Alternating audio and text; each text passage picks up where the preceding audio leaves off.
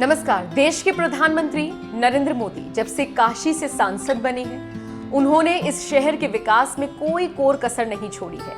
सालों पहले काशी का क्योटो की तर्ज पर विकास करने की बात करने वाले पीएम मोदी लगातार इस शहर में विकास से जुड़ी योजनाओं का शिलान्यास और उद्घाटन कर रहे हैं। इसी सिलसिले में पीएम मोदी गुरुवार को एक बार फिर बनारस पहुंचे, जहां उन्होंने काशी वासियों को 1500 करोड़ की सौगात दी, जिसमें जापान की मदद से बना रुद्राक्ष कन्वेंशन सेंटर भी है, जिसे भारत और जापान की दोस्ती का प्रतीक माना जा रहा है। इसके अलावा पीएम मोदी ने बीएचयू में 100 बेड के चाइल्ड हेल्थ विंग का भी उद्घाटन किया।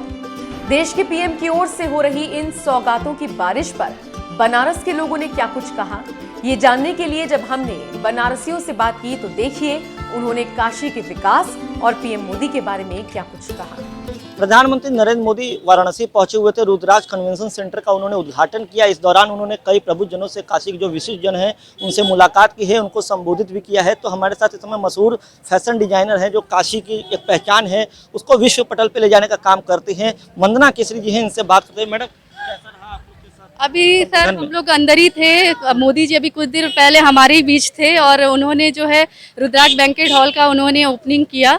और इसमें जो है आप देख सकते हैं कि इस इमारत में रुद्राक्ष के बड़े बड़े वो लगे हुए हैं और इसकी आर्किटेक्चर, संस्कृति, सभ्यता के बारे में उन्होंने बताया। मतलब ऐसे प्रधानमंत्री को हम क्या कहें, इतने मतलब इनकी इतनी उत्तम दर्जे की चीज़ें हैं, इतने आइडियल है हमारे लिए, हमारे युवाओं के लिए, कि एक नई सीख के साथ हमारे अंदर ऊर्जा भर देते हैं। और इनकी जो भी नीति आती है, जो भी योजनाएं आती है, वो युवाओं के लिए बहुत ही अच्छा कार्य कर रही है। इस तरीके का कन्वेंशन सेंटर का कितनी जरूरत था बनारस को? बहुत ज़रूरत है। एक्चुअली यहाँ कोई भी शो करना होता था तो बड़े बड़े मैदानों को बुक करके उसको फिर पंडाल्स वगैरह लगा करके बहुत ज़्यादा इन्वेस्टमेंट होता था। लेकिन अब हमारे पास ऐसी इमारत जापान के सहयोग से आ चुका है जो कि पूरा जो है टेक्नोलॉजी, पूरी जापानी टेक्नोलॉजी है, और जिसमें कि आप कई हजार लोग इसमें बैठ सकते हैं, एक साथ जो है मीटिंग कर सकते हैं, कॉन्फ्रेंस कर सकते हैं, फैशन शो ऑर्गेनाइज कर सकते हैं। 24 दिसंबर को हमारे भी फैशन शो जो कि हम लोग बनारस में करना चाह रहे थे, लेकिन हम लोग को समझ नहीं आ रहा था कि हम लोग बड़े शहरों का रुख नहीं। हाँ, हम लोग बड़े शहर को रुख करते थे, लेकिन जो है अब हमारे बनारस में हर फैसिलिटी मोदी जी ने, यहाँ के सांसद होने का ये बेनिफिट हम लोग को बहुत मिला कि मोदी जी हमारे बीच में आकर के और पूरे बनारस का उन्होंने नक्शा ही बदल दिया है। एक इंटरनेशनल लेवल पे वाराणसी का तो नाम खैर बहुत पुरातन में तो आता ही है, लेकिन एक इंटरनेशनल लेवल पे ये जो है हमारे रुद्राक्ष बैंकेट हॉल हो गया। और उन्होंने आप देख सकते हैं कि घाट किनारे मतलब एक क्रूज़ का व्यवस्था करना और इस तरीके की चीज़ें करना, जो कि इंसान बाहर जा कर के जो है बीचेस पे जाते था, लेकिन आज वो वाराणसी में ही सब। बिल्कुल बिल्कुल, मोदी जी तो मतलब जब से मतलब हैं, और गुजरात के भी जब मंत्री थे तो वो उसके गुजरात को भी उन्होंने इसी तरीके से, वो जहाँ भी रहते हैं वो अपनी मतलब अपनी पूरी छवि छोड़ देते हैं, जितना हो सकता है वो हमारे लिए करते हैं। और 183 करोड़ रुपए लगा करके इन्वेस्टमेंट करके जो है जापान टेक्नोलॉजी पे उन्होंने रुद्राक्ष बैंकेट हॉल का जो है शिलान्यास 2015 में हुआ। आज हमारे जो है जापान के राजदूत भी यहाँ पे उपस्थित थे, और इस चीज़ को देख करके एक अलग ही अनुभव होता है कि मतलब ऐसा प्रधानमंत्री जो कि सभी के लिए आदर्श हैं। हमारे साथ कुछ और लोग हैं, उनसे बात करते हैं कि कितना अच्छा लगा आज उनके बीच में प्रधानमंत्री मौजूद थे और काशी की जनता को सौगात दिए। देखिए, विश्व की सबसे पुरानी धरोहर है बनारस की, सांस्कृतिक यहाँ की अलग रही है। और मोदी जी ने जो युग पुरुष के नाम से जो जाता रहा, विकास पुरुष के नाम से, वो विकास उन्होंने जिस तरह उन्होंने 2014 के अंदर बनारस के सांसद बने और पिछले 7 सालों में बनारस का विकास किया है और हर तरह का विकास किया है। ऐसा नहीं है कि सिर्फ रुद्राक्ष अंतर्राष्ट्रीय सहयोग, ये रिसर्च सेंटर के अलावा घाटों का विकास किया है, एयरपोर्ट का किया है, रेलवे में किया है, हर पूरे कह लीजिए पूरे बनारस का उन्होंने विकास किया है। और एक विश्व के अंदर जो बनारस की छवि थी, आज पूरे देश देख रहा है, पूरा विश्व देख रहा है कि बनारस की क्या छवि है और बनारस किस तरह निखर के उभरा है। क्या कहना चाहेंगे कि इस तरीके से मतलब आप लोग कितना इंतजार कर रहे थे आज प्रधानमंत्री का बनने? एक सांसद होने के नाते, चूंकि कोरोना काल में जब पिछले 8-9 एक साल से नहीं आए थे, हम लोग को इंतजार था। आज भी आकर उन्होंने 1500 करोड़ की एक जो घोषणा की है, तो बनारस दिन नित्य जिसको कहते हैं कि निखरता ही जा रहा है।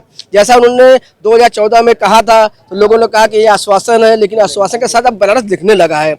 और रही बात पूरा बनारस दिख रहा है। और ये पूरा पूर्वांचल की नगरी है, पूर्वांचल सटा हुआ है, ग्रामीण सटा हुआ है। सारे लोग आकर बनारस को एक तरह से उन्होंने जो विकसित किया है पर्यटक के रूप में क्रूज दिया है, जो कि हम लोग जाते थे विदेशों के अंदर देखने।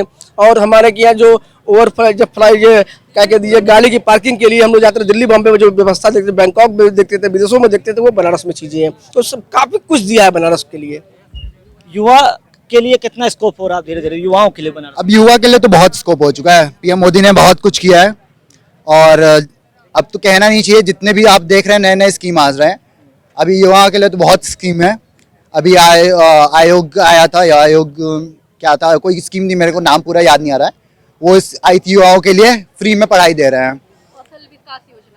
कौशल विकास योजना। ठीक है, थैंक यू। तो अब कैसा लग रहा है आप बनारस को आप इस तरीके से इतना बढ़ते हुए देख रहे हैं? मुझे बहुत अच्छा लग रहा है देख के। मैं तो खुद इंतजार कर रहा था पीएम मोदी का, बट मैं मिल नहीं पाया। मुझे बहुत मिलने का शौक था उनसे। आने वाले समय में चुनाव में मोदी जी फिर आएंगे तो किस तरीके से इंतजार रहेगा?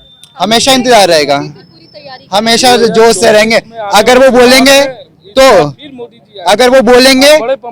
तो मैं अपने आप को बोल रहा हूँ, मैं इस देश के लिए करने के लिए कुछ भी तैयार हूँ। क्या कहना चाहेंगे? अरे मोदी जी के आने से देश में चारों तरफ खुशी की लहर है। उनके आने से जैसे बेरोजगार लोगों को भी नौकरी मिलता हुआ दिखाई दे रहा है। जो धरातल पर विकास चारों तरफ विकसित दिखाई दे रहा है। क्या कहना चाहेंगे भाई साहब? मोदी जी एक बात जी जो थी कि इंतजार करना पड़ता है, तो प्रधानमंत्री जी की एक खासियत है कि वो इंतजार नहीं करवाते हैं। जिस चीज़ का शिलान्यास करते हैं उसका उद्घाटन भी खुद वही करते हैं।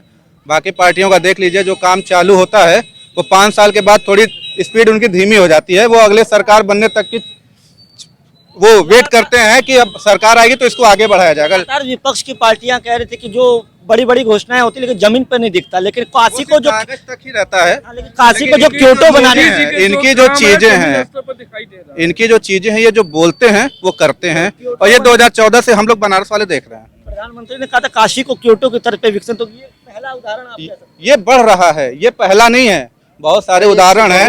अभी विश्वनाथ कॉरिडोर आप देख रहे हैं, अगला जो स्टेप है वो वही है, अब उसी के लिए वो आएंगे। घाटों का सौंदर्यीकरण देख लीजिए, हर एक चीज, रास्ते देख लीजिए। तो बनारस में आप चल नहीं पाते थे बाइक से या गाड़ी से, ठीक है, लेकिन जो वो कहते हैं वो करते हैं, और बनारस वासियों से बहुत ज्यादा खुश भी हैं। ये हमारे साथ काशी के कुछ लोग थे जिनका ये कहना है कि प्रधानमंत्री नरेंद्र मोदी काशी को काशी की सभ्यता के साथ आधुनिकता से जोड़ रहे हैं, और काशी लगातार जो है वो विश्व पटल पे और आगे बढ़ रहा है। अब बनारस की जनता को ये लग रहा है कि वो जिस तरीके से प्रधानमंत्री नरेंद्र मोदी ने कहा था कि काशी को जापान की तर्ज पे, जापान के क्योटो शहर की तर्ज पे विकसित किया जाएगा, तो ये जो रुद्राक्ष कन्वेंशन सेंटर एक पहला उद्घाटन हुआ है, वो कहीं ना कहीं ये बात को बताता है कि प्रधानमंत्री जिस चीज़ का शिलान्यास करते हैं, लोकार्पण भी वो खुद ही करते हैं।